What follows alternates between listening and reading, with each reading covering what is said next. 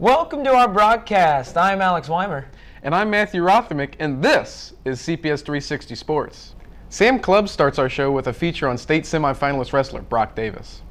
To be a good wrestler, you must have the courage and awareness to be successful. At Rockbridge, senior Brock Davis is living the dream and doing what he loves. Brock is a great wrestler because he stays dedicated to the sport and has been for a very long time. His knowledge of the sport and his experience and stuff like that, he's a good person to look up to because he has probably been in that same situation, whereas he's lost before to people and he's also won, so he's a good person to look up to for that. I think Brock's a great wrestler just because he's never going to stop wrestling. He's always looking to score points, and so you never really can count him out of a match because he's always going to keep wrestling to the full match until it's over. The 14-year wrestler admits that wrestling takes hard work. He also says wrestling makes memories, some memories that you may never think of. My favorite wrestling memory is winning state when I was 9 years old, not 15 minutes before I was supposed to report to the bullpen. I was running up the concrete stairs and I tripped and fell on my mouth and I almost split my head open, but I missed by 3 feet, or I missed by a foot and a half, and I still have the chipped tooth. It's something that I look back on, and when I feel it, I'm yeah, I remember when I won state that year. The future athletic trainer wants to attend the University of Central Missouri, but first, he must lead the Bruins the best way he knows how. Brock's definitely our team leader, not just because he's been there, done that. He's placed fourth last year, but we do have a lot of young guys, a lot of guys that haven't wrestled before, so we do rely on that senior leadership. So it's nice to have Brock where he really helps those guys out and kind of leads by example. My freshman year took 7 to state, and we were all really close. But over the years, it kind of started to dwindle down, and now I'm the only one left of that 7-person state team. And I don't know, it's actually kind of starting to feel more like a family again. For CPS360, I'm Sam Clubb. Another phenomenal story by Sam. Yep, good luck to Brock and all the Bruins this season. The Rockbridge girls basketball team enters the season with high expectations. Tate Nickelberry takes us all access with the Lady Bruins. Traditionally speaking, Rockbridge girls basketball has usually been the best in mid-Missouri. Coming into the season, the Bruins have 2 Division I commits, which raises expectations even further. Ellie Brown is committed to play at Mizzou, and as expected, there are some personal pressures that come with that. Pressure just in the fact that you're playing for the school that's on your shirt, but also for the Missouri, the college that you're going to go to, and so it's just there's a little bit of pressure, but not really. The other commit on the team is Madison Treese, who is going to Duke. She is looking forward to showing what the Bruins can do as a team after coming up short last season. I feel a little pressure, but after how we did last year, we don't really have any standards set. It wasn't the best last year, so we want to just come back and prove we're better than that. Playing with such great talent makes it easier on the younger players on the team as well.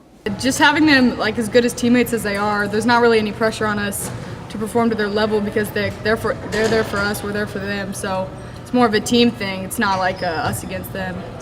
With all the wins under her belt, Coach Nagel has all the experience the Bruins need to lead the team to another winning season. Ellie Brown and Madison Treese talk how well she does at that. Coach Nagel is super cool. It's really exciting to know that your coach actually knows what she's talking about, and just to know the history of the last few years, I guess, of winning state championships is really cool, and just to know that we can get back to that place, or hopefully get back to that place this year with the help of Coach Nagel is really cool. But I love Coach Nagel. She's a little standoffish when you first meet her, but she's really so friendly and really cares about us, and she's a great coach. It is safe to say that there are some high expectations for girls basketball here at Rockbridge. We will get to see what they're made of at their first home game on December 10th. Come out and support your Lady Bruins. The ladies look primed for another great season. Yes, indeed. We now head up Providence to Hickman, where Savannah Singletary brings us a story on Lady Cupid basketball player Nigel White.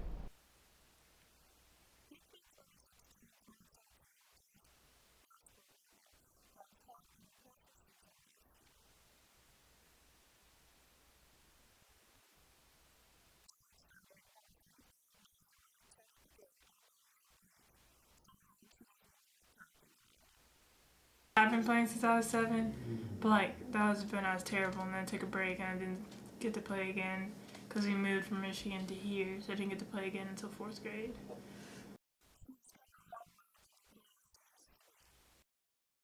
First started playing for me, her and my son Miguel were 4th graders, started on the 5th grade team. And I was the assistant coach then at Russell Elementary, and the next year they asked me to be the head coach. And that year we went undefeated. When Nigel began playing for me in more competitive play, she was the only girl on an all-boys team. And that's how I started playing. And I told her, this is what's going to make you great. And if you continue to learn by playing with boys, which are more physical and much tougher to play with, it's going to be a lot easier when you start playing against girls. So.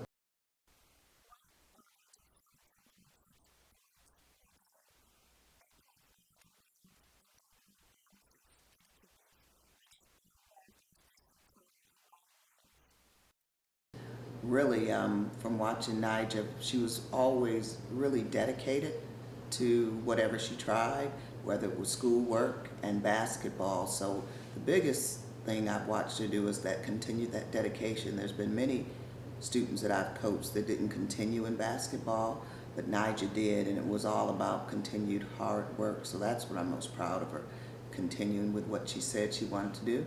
She obviously loves it, and she continued to work hard at it, and it's really paid off for her.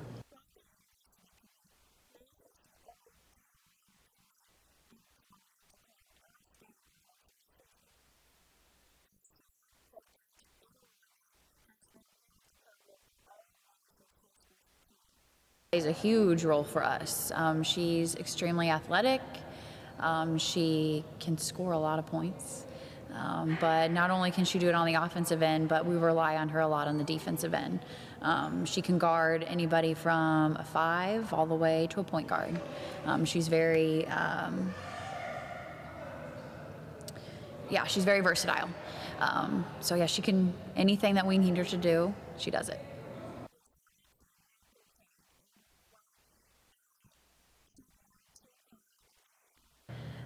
She is someone who I feel like, just from knowing her the last 4 years, is extremely compassionate. She's a very conscientious young lady. She wants to please people. She's got a big heart. I think would do anything for anybody.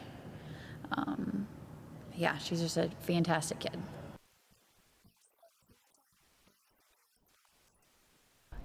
Just another great story by Savannah. She always seems to come through. We come back to Southside as Barrett Smith takes us behind the scenes with the Rockbridge boys basketball team.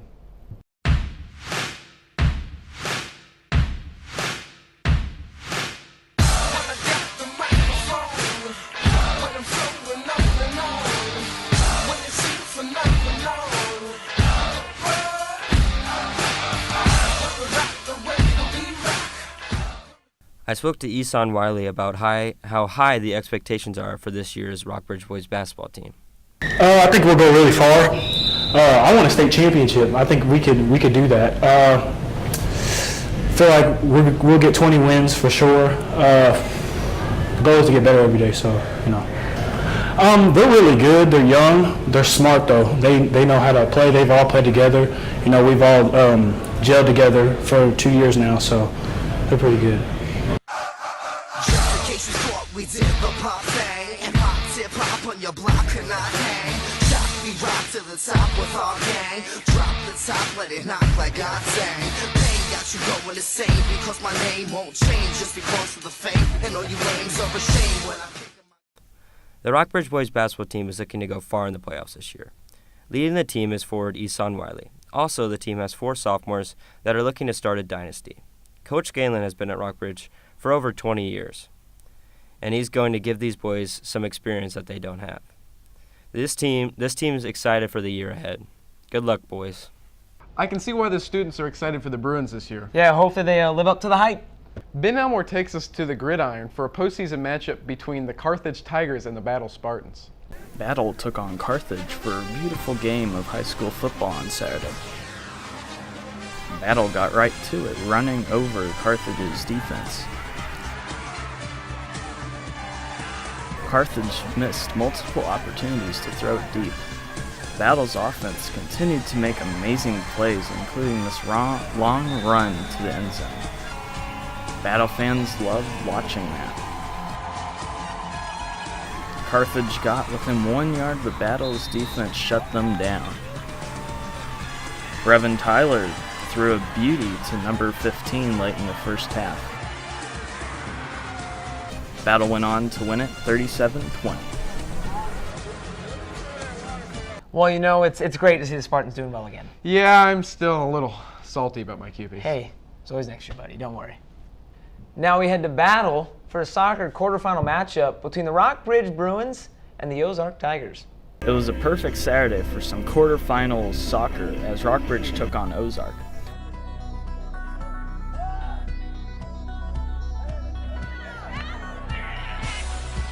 Ozark tried to get to the goal but never got it in. Ozark was pretty good at keeping the ball, but that didn't stop Rockbridge's offense from eventually getting it close in the first half.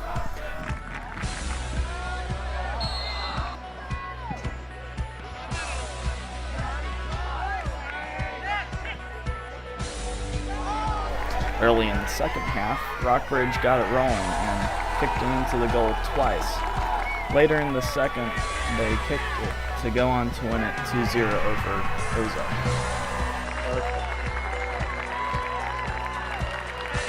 I feel like this isn't the last time we'll see Rockbridge soccer this year. Trust me, Matthew, it won't be. Ben brings us another action-packed collision between the Belton Pirates and, of course, the Battle Spartans. It was a chilly night as Battle took on Belton for sectionals. Battle got right to it, scoring with a beauty to number 15. Revan Tyler held the ball a few times, including this touchdown later in the second quarter. Revan again with a beautiful throw to number 7 to pull the score close before half. Belton's offense didn't stop, including this long run breaking through multiple tackles. And Belton did it again later in the game.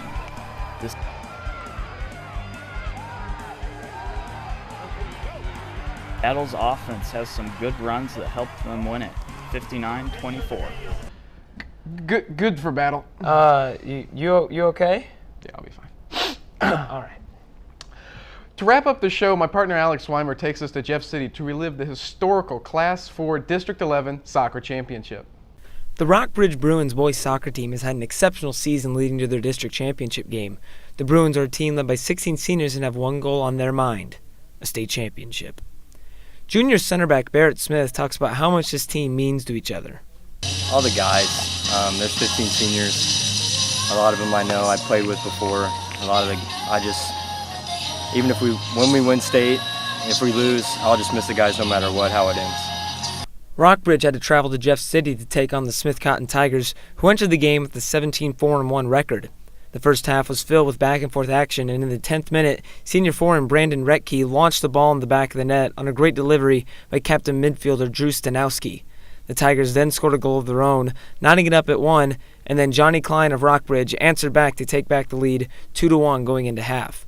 The second half wasn't exciting as the first half, but it was just as tense. Smith Cotton eclipsed the lead in the 72nd minute with a penalty kick, and that's how the 90 allocated minutes would end. Neither team scored in sudden death extra time, so the Class 4 District 11 championship headed to PKs. The Bruins converted on 4 PKs, and after Smith Cotton missed on their second attempt, and their fourth attempt was stopped by Wilson Fitzgerald. Fitzgerald shares his thoughts on that final save. Well, I need a little bit of a redemption against Jeff City.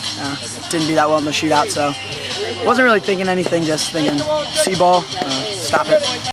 In the late hours of the evening, with the game on the line, Cole Abram stepped up.